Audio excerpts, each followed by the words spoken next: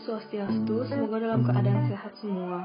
Kami kelompok 6 akan membahas mengenai analisis titik impas. Sebelumnya, izinkan kami untuk memperkenalkan diri terlebih dahulu. Yang pertama, Iputu Evi Astari, NPM 015. Kemudian kedua, Hidayah Madiradina Anggun Prasasti, NPM 038. Kemudian ketiga, Igusti Ayu Triska Puspayanti, NPM 090. Kemudian keempat, Dikadek Diah Puspita Anagus, NPM 163. Kemudian kelima, Anak Agung Istri Diah Pitaloka, NPM 172. Kemudian keenam, Ade Ayu Debi Tirtasari, NPM 178. Kemudian ketujuh, Anak Agung Ari Lestia Dewi, NPM 194. Dan yang terakhir, Kade Ayu Wulan Dewi, NPM 196. Baik, di sini kami akan membahas mengenai yang pertama, pengertian analisis titik impas. Kemudian kedua, tujuan analisis titik impas. Kemudian ketiga, asumsi dan keterbatasan analisis titik impas. Keempat, rumus analisis titik impas. Dan yang kelima, margin of safety. Nama saya Iputu Evi Astari, NPM 015. Di sini saya akan menjelaskan tentang pengertian analisis titik impas. Analisis titik impas atau analisis ruang pokok atau dikenal dengan nama analisis break-even point atau BEP merupakan salah satu analisis keuangan yang sangat penting dalam perencanaan keuangan perusahaan. Analisis titik impas digunakan untuk mengetahui pada titik berapa hasil penjualan sama dengan jumlah biaya atau perusahaan beroperasi dalam posisi tidak laba atau tidak rugi atau sama dengan nol. Saat analisis titik impas, melalui analisis titik impas kita akan dapat mengetahui bagaimana hubungan antara biaya tetap, biaya variabel, keuntungan, dan volume kegiatan. Analisis titik impas juga memberikan pedoman tentang beberapa jenis produk minimal yang harus diproduksi atau dijual. Manfaat lain analisis titik impas adalah untuk membantu manajer mengambil keputusan dalam hal aliran kas, jumlah permintaan atau produksi, dan penentuan harga pokok suatu produk tertentu. Saya Igusti Ayu Triska Puspayanti, NPM 183312190. Penentuan analisis titik impas. Dalam penentuan titik impas ini perlu diketahui beberapa hal yang penting agar titik impas dapat ditentukan dengan tepat, yaitu yang pertama, tingkat keuntungan atau laba yang ingin dicapai dalam suatu periode. Yang kedua, besarnya kapasitas produksi yang tersedia atau yang mungkin dapat ditingkatkan. Yang ketiga, jumlah biaya yang harus dikeluarkan, baik biaya tetap maupun biaya variabel. Tujuan analisis titik impas. Yang pertama yaitu mendesain spesifikasi produk. Analisis titik impas memberikan perbandingan antara biaya dengan harga untuk berbagai desain sebelum spesifikasi produk ditetapkan.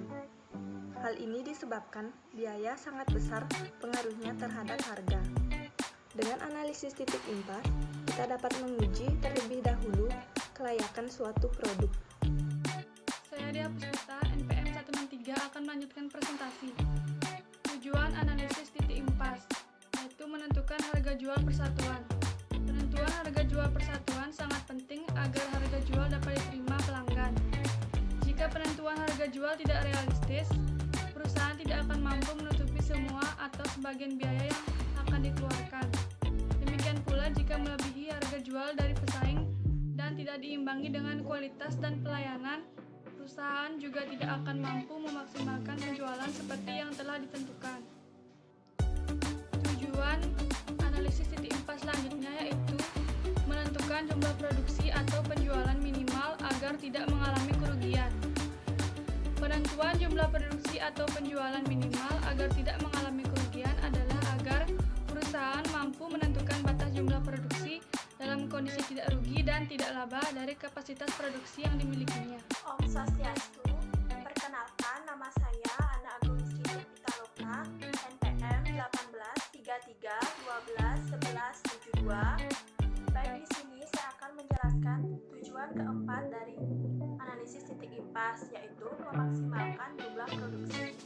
Artinya, memaksimalkan jumlah produksi adalah dengan analisis titik impas kita akan tahu apakah jumlah produksi sudah maksimal atau belum. Tujuannya adalah agar jangan sampai ada kapasitas produksi yang menganggur. Kemudian, perusahaan juga mampu menjaga agar berproduksi secara efisien. Selanjutnya, tujuan yang kelima adalah merencanakan laba yang diinginkan. Arti menentukan perencanaan laba yang diinginkan adalah manajemen mampu kapasitas produksi yang dimiliki tentunya. Besarnya laba dapat kita ukur dari batas minimal produk atau dari total rupiah yang diproduksi. Kemudian mampu merencanakan atau menentukan jumlah keuntungan setiap unit produksi yang dijual dan tujuan lainnya.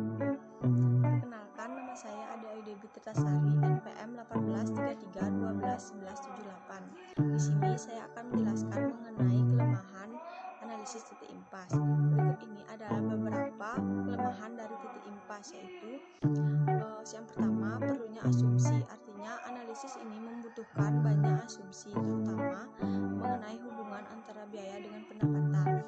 Yang kedua, bersifat statis. Artinya analisis ini hanya digunakan pada titik tertentu, bukan pada suatu periode tertentu.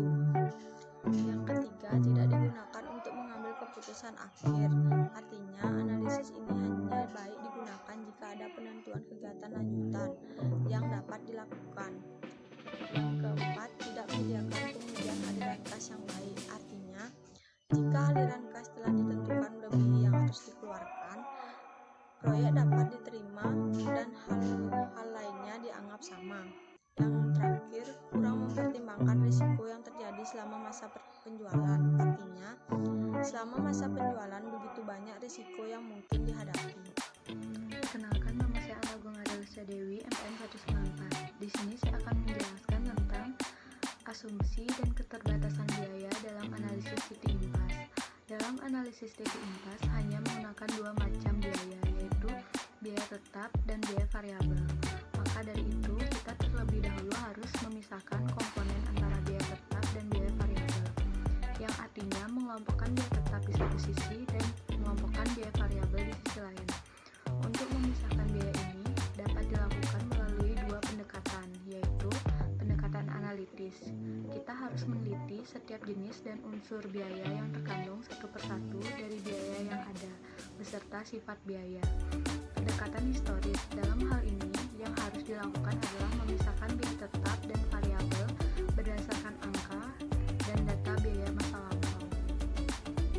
Selanjutnya ada biaya tetap. Biaya tetap merupakan biaya yang secara total tidak mengalami perubahan, walaupun ada perubahan volume produksi atau penjualan. Artinya, kita menganggap biaya tetap konstan sampai kapasitas tertentu saja. Biasanya kapasitas produksi yang dimiliki. Jika kapasitas produksi bertambah, biaya tetap juga menjadi lain. Contohnya, biaya tetap seperti gaji, penyusutan akibat tetap, bunga, sewa, atau biaya kotor, dan biaya tetap lainnya. Selanjutnya ada biaya variabel. Biaya variabel merupakan biaya yang secara total berubah-ubah sesuai dengan perubahan volume produksi atau penjualan. Artinya, asumsi kita biaya variabel berubah-ubah secara sebanding proporsional dengan perubahan volume produksi atau penjualan. Dalam hal ini sulit terjadi dalam praktik karena dalam penjualan jumlah besar akan ada potongan-potongan tertentu baik diterima maupun diberikan perusahaan. Contohnya, biaya variabel adalah biaya bahan baku, upah buruh langsung, dan komisi penjualan. Biaya variabel lainnya. Asumsi dan keterbatasan. Harga jual. Harga jual dalam analisis hanya digunakan untuk satu macam harga jual atau barang yang dijual atau diproduksi. Asumsi dan keterbatasan. Tidak ada perubahan harga jual, yang berarti harga jual persatuan tidak dapat berubah selama periode analisis. Hal ini bertentangan dengan kondisi yang sesungguhnya, di mana harga jual dalam satu periode dapat berubah-ubah seiring dengan perubahan biaya-biaya lainnya yang berhubungan langsung dengan produk maupun tidak. Baik, di sini saya Ida Ayu Madera Dina Anggun Prasasti akan mempresentasikan mengenai rumus analisis titik impas. Jadi, berikut ini rumus yang dapat digunakan dalam analisis titik impas. Dengan rumus matematik, untuk mencari BEP unit sama dengan FC dibagi P dikurang VC per unit. Sedangkan untuk BEP rupiah sama dengan VC dibagi 1 dikurang VC dibagi S. Dengan keterangan BIP yaitu analisis titik impas atau break-even point, kemudian FC yaitu biaya tetap atau fixed cost, Kemudian VC yaitu biaya variabel atau variable cost, P sama dengan harga jual persatuan atau price, dan S sama dengan jumlah penjualan atau sales volume. Untuk contoh kasus, PT Sungai Liat memiliki usaha di bidang alat perkakas gergaji dengan data sebagai berikut. Yang pertama, kapasitas produksi yang mampu dipakai adalah 100.000 unit mesin gergaji. Yang kedua, harga jual persatuan diperkirakan 5.000 per unit. Kemudian ketiga, total biaya tetap sebesar 150 juta dan total biaya variabel sebesar 250 juta. Rincian total biaya tetap atau FC, overhead pabrik sebesar 60 juta, kemudian biaya distribusi 65 juta, kemudian biaya administrasi dan umum 25 juta, sehingga total biaya tetapnya 150 juta.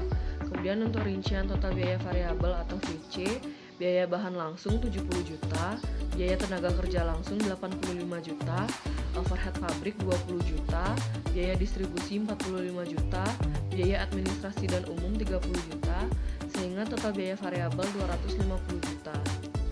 Jawab. Kapasitas produksi sama dengan 100.000 unit, harga jual per unit sama dengan 5.000, total penjualan sama dengan 100.000 unit dikali 5.000 sama dengan 500 juta. Kemudian biaya tetap per unit sama dengan 150 juta dibagi 100.000 unit sama dengan 1.500 per unit. Kemudian biaya variabel per unit 250 juta dibagi 100.000 sama dengan 2.500 per unit. Jadi untuk BIP unitnya sama dengan FC dibagi P kurang VC per unit sama dengan 150 juta dibagi 5.000 dikurang 2.500 menghasilkan 60.000 unit. Sedangkan untuk BIP rupiah sama dengan FC dibagi 1 dikurang VC dibagi S sama dengan 150 juta dibagi 1 dikurang 250 juta per 500 juta sama dengan 300 juta.